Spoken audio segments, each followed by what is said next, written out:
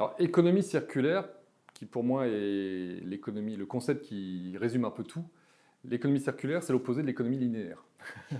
Donc notre modèle économique est linéaire. Ça veut dire quoi linéaire? Ça veut dire que depuis 2 siècles et demi, grosso modo, on ponctionne du charbon, du pétrole, on le transforme dans des entreprises, il en sort un produit, lequel est consommé, puis jeté.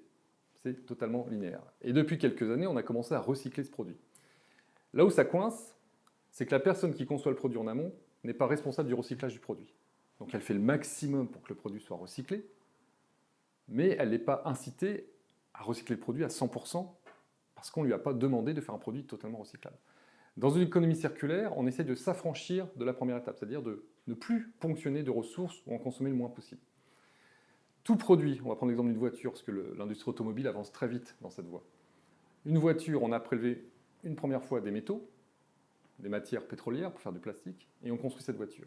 Eh bien, cette voiture doit être pensée avant même qu'elle soit dans l'usine pour être totalement redémontée.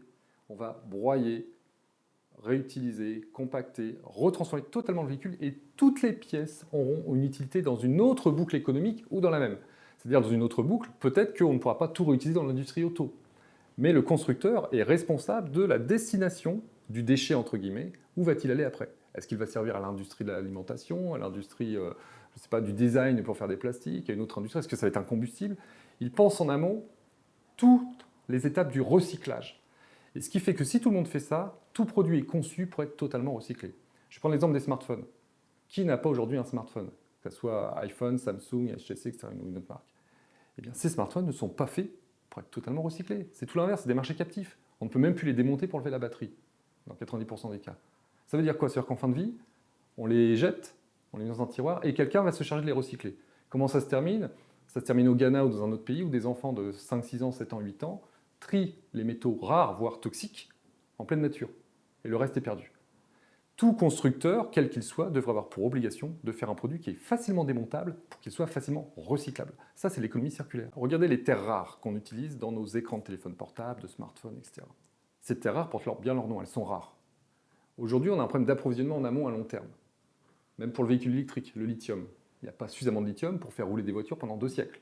Il y a un moment, on va se heurter à la pénurie de lithium. Si tous les opérateurs, constructeurs étaient, dès le départ, contraints ou intégrés volontairement l'idée que ces terres rares qu'ils ont exploitées pour faire un téléphone, il faut qu'ils les récupèrent en fin de vie pour les remettre dans un prochain téléphone, on est dans une vision circulaire, on n'a plus besoin de ponctionner.